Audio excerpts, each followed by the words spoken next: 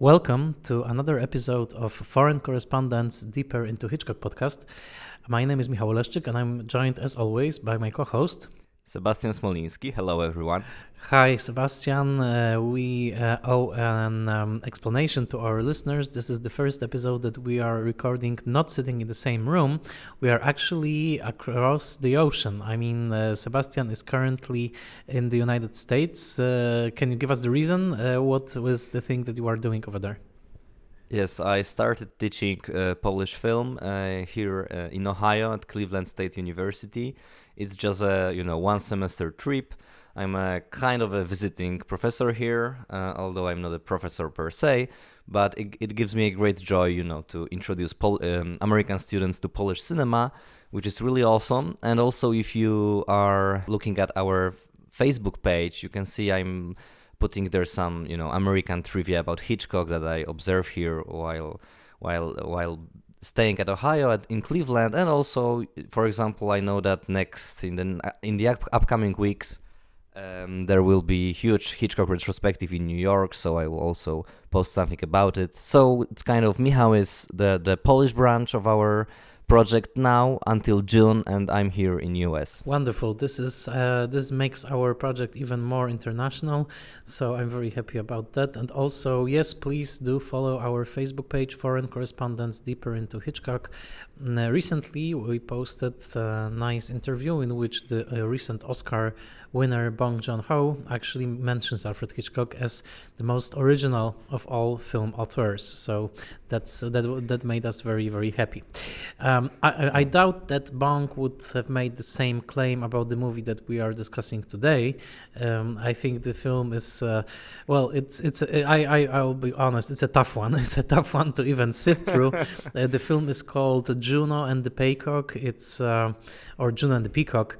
It was made in 1929 and it's an early sound film by Hitchcock. Last time we discussed Blackmail and the brilliant way in which Hitchcock experimented with sound.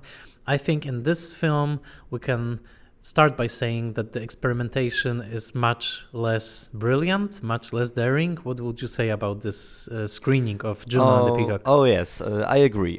For me, this movie was a great introduction to the playwright Sean O'Casey, whom I'm sure will tell more about him. But certainly, this movie is a surprise for anyone who saw Blackmail, right? Because we like to take this evolutionary approach and see that directors are developing. So if Hitchcock made this brilliant Blackmail, so we assume that his next sound movie would be at least equally thrilling and equally good, but it was not like that in this case. No, not at all. It's actually, it was quite tough for me to watch the film. I think that, I'm not an English native speaker, so there is a problem also for me to follow the Irish dialogue. I think it's not that easy for American native speaker as well to follow this dialogue. I wish I had access to this film with subtitles. Unfortunately, I didn't. So I feel like also large parts of the plot were difficult for me. I had to fill out the blanks by reading the book by Charles Barr, of course, who is the guide for English Hitchcock in his book English Hitchcock, and also some information that was to be found in the Patrick McGilligan book. But yeah, it's I think everyone agrees that this is not a brilliant film in technical aspects, and it's also famous for very, very long takes of people talking in a very stage-like manner. But you mentioned Sean O'Casey, so maybe you can tell a little bit about him and about the play, about the context of Juno and the Peacock.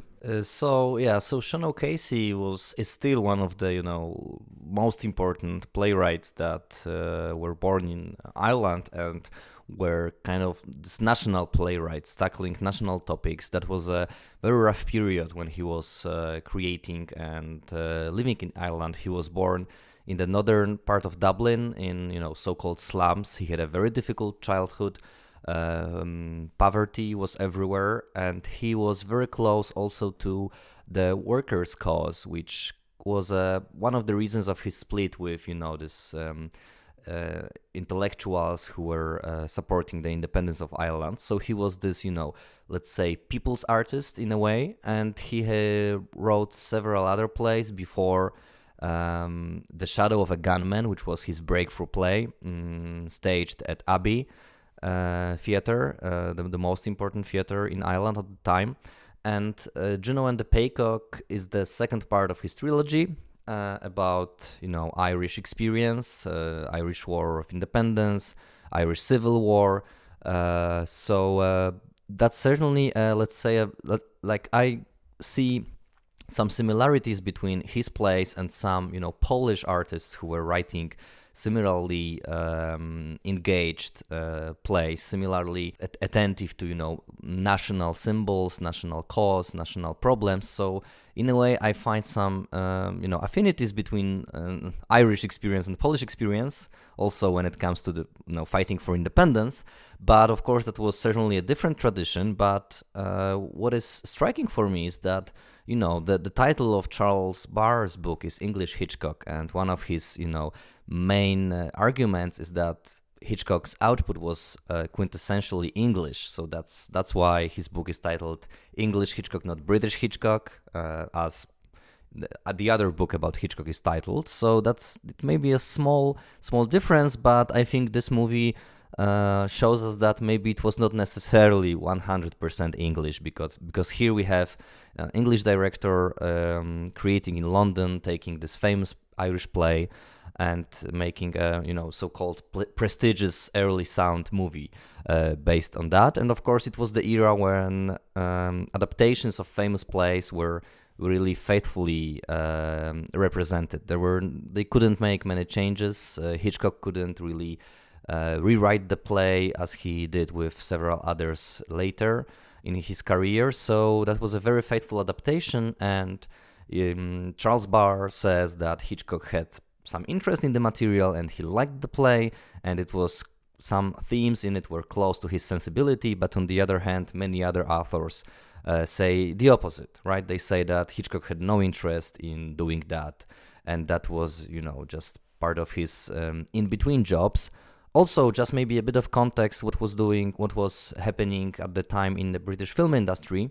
There were serious, significant layoffs at British International Pictures, because John Maxwell, who was the producer, he invested very much he invested a lot in sound pictures at the time. Blackmail was also pretty expensive production, and this investment couldn't be returned. I mean, the profits were not there on the horizon, and one of the reasons that McGilligan gives for that is that American audience, as you mentioned, that's very interesting. You mentioned that you couldn't grasp many elements of the dialogue. I would have the same problem even more, as your English is much better than mine. But luckily, I'm watching that at Amazon Prime with English subtitles, which kind of allowed me to understand what was going on. And McGilligan says that American audience didn't like British and other accents, that they couldn't really tune into these movies. So that's why British movies were not successful overseas at the time, and Blackmail was not successful as well in US at the time. So that's one of the reasons that they started to make these movies at BIP that were oriented for English audience, for British audience, and that's how Juno and the Paycock project came up. Great, that's fantastic context. Also, I wish I could watch it with the subtitles.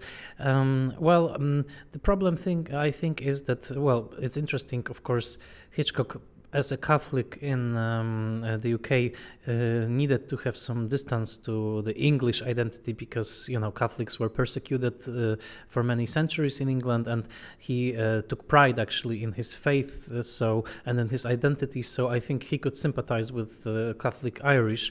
So that's probably one connection. Also, this portrayal of this closed community, of the family, and there are also some melodramatic elements from earlier films here that that are recurring, like, for example, the unwanted pregnancy, and the whole idea of this sort of like political activity that also happened in the Manxman. We saw the main character there, sort of doing the rally for the workers.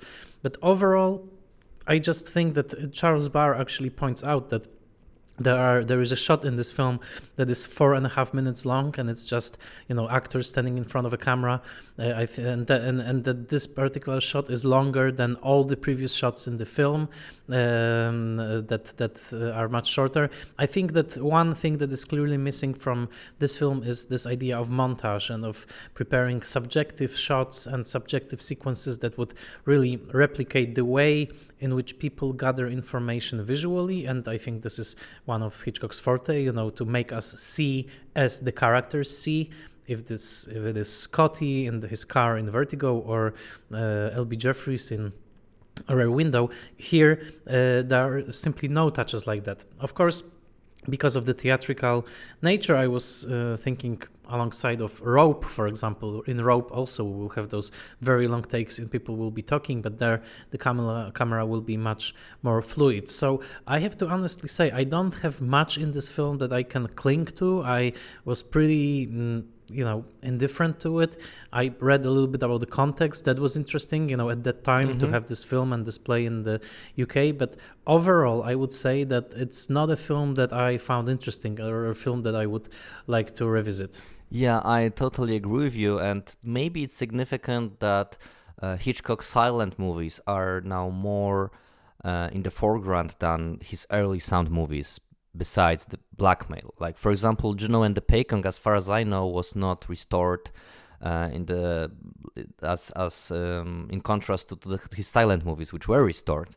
Yeah, I also, I find it very disappointing film, maybe not as much as Erich Romer and Claude Chabrol, who just wrote this, very strong sentence that simply it's not a Hitchcock movie. It's just not a Hitchcock movie, So that was part of this, trying to figure out how to put this movie, into Hitchcock ever, and how to kind of explain also why did he do it at all. So, but I must say I like this, the idea which comes from the play, not from Hitchcock, but the idea of this sudden inheritance, which strikes a bell. And I'm thinking about Tess. In Tess, we had this maybe not inheritance, not money, but this idea that suddenly this peasant man is a nobleman. He has some roots. Or Christmas in July by Preston Sturges, when there is this short period when we think that we have money, like the poor people think they can own lots of goods, they can buy commodities, they can live on credit, and then suddenly, the realization comes that it's not true. Of course, it's not the most important theme of the movie, but I liked it. I think part of it works, really. And I wanted to ask you if you sense some kind of Shakespearean elements in the play, meaning this couple of, let's say, bums, like the captain and Joxer, who are this, I would say they are kind of like this, Shakespearean droll couple. Would you agree with that? I think that's a nice notion. We will see in a film that we will mention a little bit later in the podcast that actually Hitchcock directed some Shakespearean moments on film. But yes, insofar that, the English drama is by definition in depth to Shakespeare, and many tropes are Shakespearean, like this mixture of the low life and the high life, like the eternal theme of class reversal that you mentioned, the sudden inheritance, the sudden piece of news that changes the whole class structure before our very eyes. The nobleman becomes the poor man becomes the nobleman. That's one of the tropes of also Shakespearean drama, and also of Dickens. And I think that Dickensian notes are also to be discerned here, because Dickens was the biggest master of those sudden reversals, and especially Oliver Twist is the exemplary in this respect. I also would say that, Hitchcock definitely had some interest in portraying political activities. We saw this in Manxman, we will see this in Topaz or Notorious. There are those political elements in his films, and here you can also tell that that this rally and this whole question of independence is treated in all seriousness, I think, by him. I think he could sympathize with the struggle.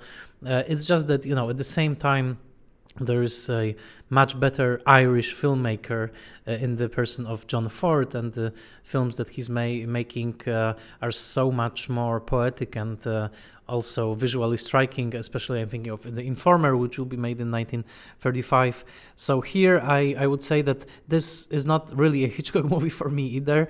It's more like a failed John Ford movie. I think that John Ford should have made this material into a film, and it's too bad he didn't do it. So yeah, that's my general impression. Yeah, that's a very interesting thought, because John Ford, after making The Informer, which of course has the similar theme of treason in it as Juno and the Paycock, he made actually the adaptation of the third part of Sean Casey's trilogy, the Plow and the Stars, which is one of his less known movies. I haven't seen it yet. I saw it, but so you see, so like we have this. So the first part I think was not adapted for the screen, the Shadow of a Gunman. But let's say Hitchcock made the second part, and John Ford, let's say more predestined to do it because of his Irish background. Did the third one in, I think, 1936. Oh, that's nice. So certainly, I completely forgot about The Plow and the Stars. I did see it, and I do remember now that I think of it, those films are kind of similar. But it was years ago that I saw that film. But overall, I would say that yes, this is also we will have the situation next time when we'll discuss The Skin Game, or is there another one along the way, or Murder? We'll discuss Murder, but we'll also come across The Skin Game at some point. And these films are usually compared to one another. That there are those talky, stagey adaptations, and here as I said, I find quite little beauty to cling to. I am glad that he preserved those performances, because apparently many of those actors, and some of them actually appeared in Blackmail and in other Hitchcock films, but many of them were prime stage actors of their time. So I think there is this documentary also almost like quality to the film. But overall, I would say that there's not much more that I can sort of squeeze out of this film. I feel. I see. Certainly, Sarah Allgood's performance of Mrs. Boyle, so the titular Juno, is let's say the historic performance. I'm a bit surprised that you're that harsh towards the movie, because what I find interesting is the question because there are, I think, some competing accounts regarding this movie. So what do you think? Did Hitchcock just didn't care what will be the result, that he didn't really pay attention, or maybe he was forced to do it in this very format of this photographed play, which he, as we all know, he hated this format. So what was what do you think was the reason that this movie looks so simple, and it doesn't has this Hitchcockian touch or feel at all? I cannot really tell. I think that probably he wasn't that much invested. Also, I think one of the biographers mentions that at this point he was a little bit frustrated with British International Pictures, with this whole mode of production. So maybe there was this idea floating around, or maybe, and this is also important, I think that he probably enjoyed working with those actors. I mean, he was an avid theater goer, so for him working with those names and these people must have brought some fun. But I just think that in terms of cinematic excitement, probably it didn't generate much in him. And also, I think, Blackmail is a tough act to follow.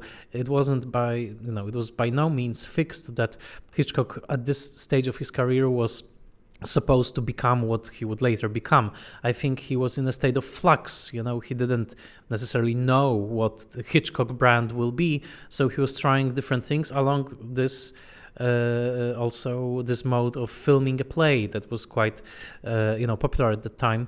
And it's only with historical hindsight that we'd see the whole filmography as one piece. He was in the moment. He just made a movie that was extremely revolutionary and innovative in Blackmail, and now he was just doing something quite conventional, which he also did in his silent years. I mean, let's think about Champagne and Farmer's Wife. So it's not like it's the first time that that he goes conventional.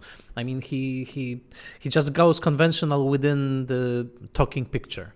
Yeah, that's right. But also, I think it's interesting that this play, so the Juno and the Paycock, is still staged, and it's still a piece of theater that is adapted again for stage. I know that last year in Ireland there was I think pretty prestigious staging of that, and so the material seems to be still more or less fresh. I mean, it's still inspiring for some directors and actors, and here we have actually the only version of this play. So I also find it interesting that it was not adapted again. So not that Hitchcock made the definitive version of it, of course, but that at this time they were just transferring this plays to screen almost immediately. I mean, within like several years or sometimes one season of a successful play made it possible to make an adaptation. But here we have the only version,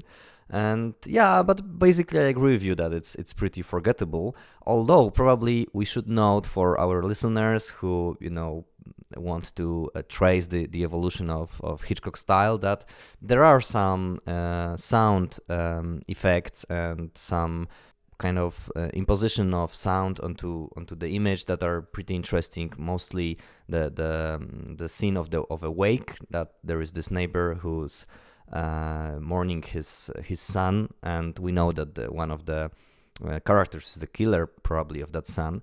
I think it's pretty powerful. So like Hitchcock was not moving his camera a lot. There are just few dollies, just very minor camera work. But still, the sound of crying or gunshots is pretty powerful. So I think that was his way to do, like, at least some kind of experimenting in this difficult era for filmmakers focused on the image. So yeah, and well, as I said, I would probably finish at that. I'm not that surprised the play wasn't filmed again. I think it's probably very resonant in Irish context, but there are also Polish plays that I don't think would play that well internationally. So let's discuss the other film that we only will mention in passing here, because actually it's not a fully directed film by Hitchcock. It's a film called Elstree Calling. It's not, by no means, it's not a Hitchcock film, but it's a film in which Hitchcock had a hand, let's say. So let's discuss briefly this musical by Hitchcock, or musical with Hitchcock elements.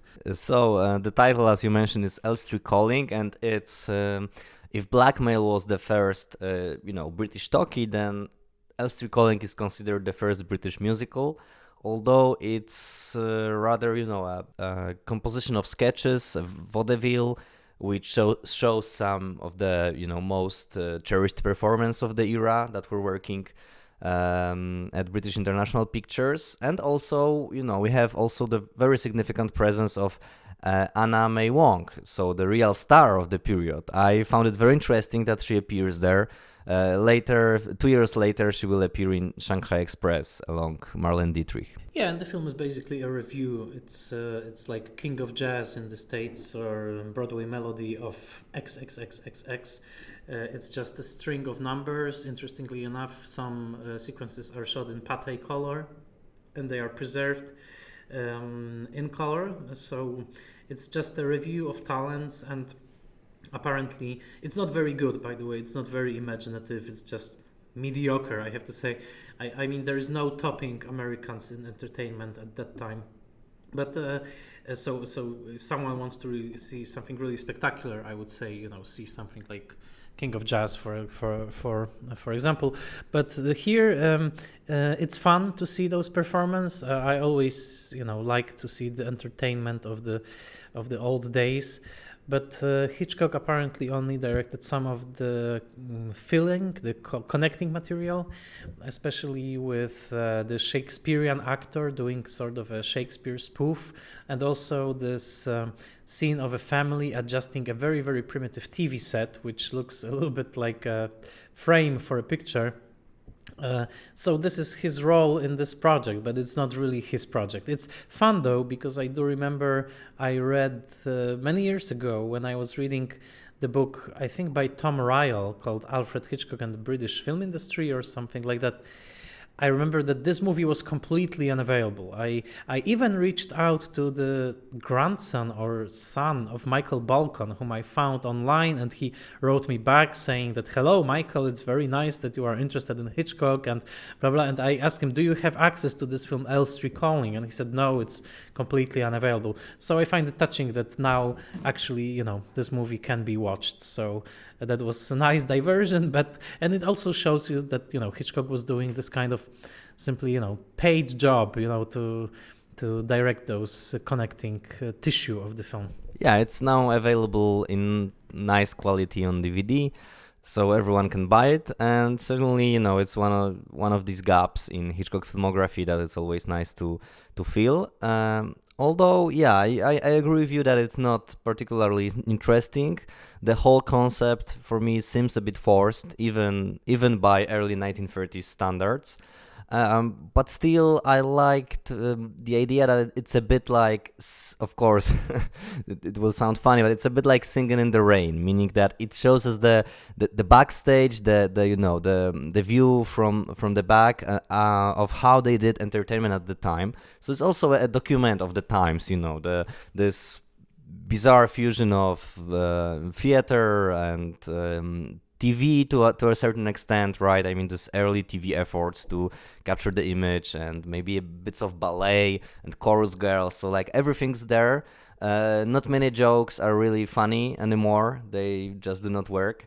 But still, it's like a capsule in time. I must say I enjoyed this aspect of it, like this really obscure film from Great Britain that somehow Hitchcock was there to direct parts of it. And yeah, he directs part of it, and also McGilligan states that he reshoot parts of it. So the producer was not, John Maxwell I think, was not satisfied. He considered it a bore, so Hitchcock was asked to reshoot parts of it, so like to correct it in a way. So, and also we have, for example, jokes about the jazz singer with maybe not very politically correct blackface, I think, in Elstree Calling.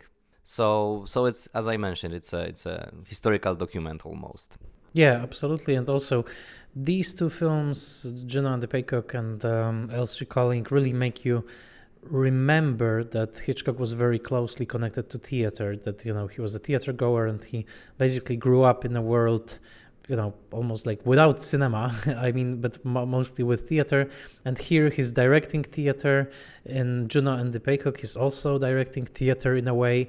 So, and theater will stay with him. I mean, in films like Stage Fright, for example, and in two parts of Men Who Knew Too Much, there are those theatrical elements. So I think it's just, I find it touching that, even this really disposable, old, not very grand film now has a nice DVD presentation, and we can watch it, and we can actually fill in this blank of Hitchcock history.